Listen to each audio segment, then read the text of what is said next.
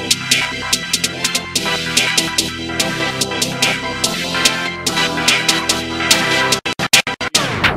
Execution Pipeline video series. Listen, we're talking about the process. The process, that's our theme.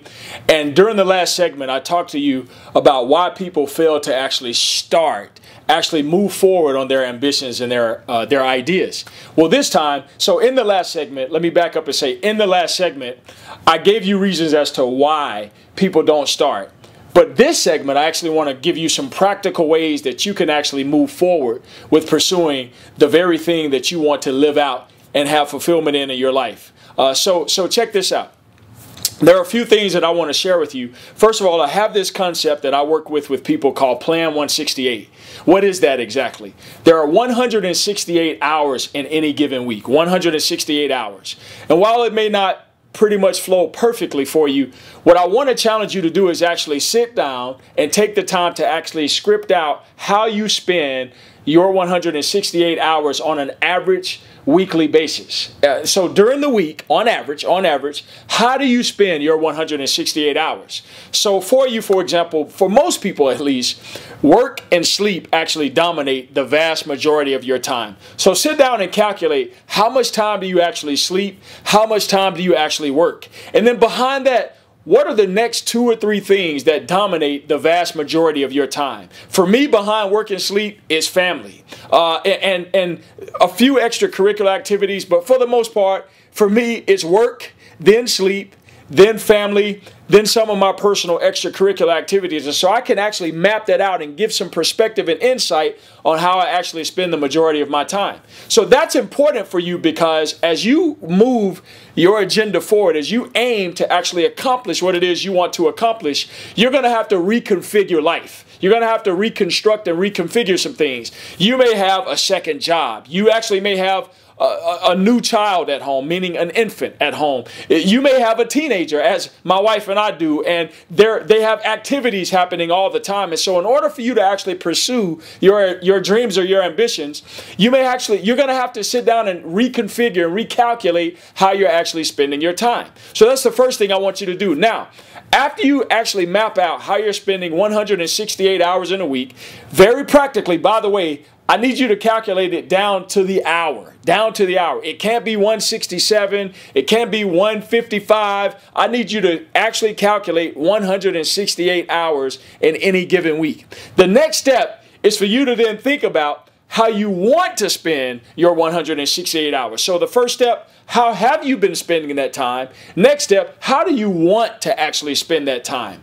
And then what I want you to do is slowly assimilate towards your new plan. So I'm not asking you overnight to radically shift your calendar and carve out 30 hours, right? You're going to take 30 new hours out of your week and jump into doing something new and ambitious. No, let's take 5%. 168 hours, 10% is 16.8 hours. Guess what? 5% will be 8.4 hours of your time.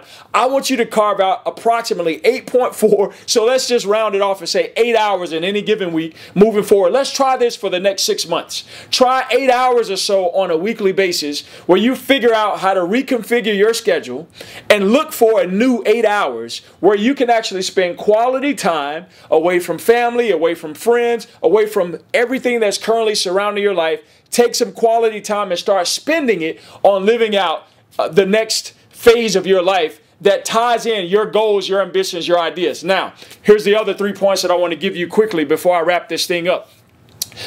What you read, who you hang around, and what you watch is going to be critically important during this season. Because for most people, for the average person who is pursuing a new idea, that individual is potentially doing something that they've never done before. And so in order to actually be successful on that path, you're going to have to exercise disciplines that you've never exercised before. Well, guess who are the best people to take a look at in order to actually implement those new disciplines? People who have actually done it before. That's right. Take a look at people in your life or even in literature, whatever the case, who have actually accomplished what it is you want to actually accomplish. So what you read, I need you to start carving out time to read new books. Read everything you can get your hands on. Magazines, read online, read books, whatever it is that speaks to the very ambition you're trying to fulfill. What you read, first point. Second point, who you hang around. I tell many of the students in my foundation work, I say to them, listen, show me your 3 closest friends and I'll show you your future. I'm saying the exact same thing to you. Who are the 3 closest people in your life? What role are they playing in helping you live out your dreams and your ambitions? Are they pulling you down, or are they edifying you and actually building you up? You need to think about, as you look to move on this new journey, carve out this 8 hours or so out of your week, this new 8 hours. Think about who you're hanging around. Think about how you're spending that time with people who want to help you move from idea or concept to reality. And finally, what you're watching on TV. First of all, how much TV are you watching? Are you spending a whole lot of time just pretty much doing nonsensical things, just sitting down with a remote control in your hand with a bowl of pretzels or chips or whatever the case, a bowl of popcorn, just flipping through the channels? If so, you're going to have to give some stuff up. You're going to have to sacrifice some things in order to move to the next phase in your life. And so I hope you will take me up on that. Plan 168, reconfigure your time. Take about 5% of that time and look at ways you can restructure, reorder your life, and then think about what you read, who you hang around, and what you're watching on TV, and start to move in the direction that you want to see in terms of success. Thank you so much for joining me for this segment, and I look forward to seeing you on the next session.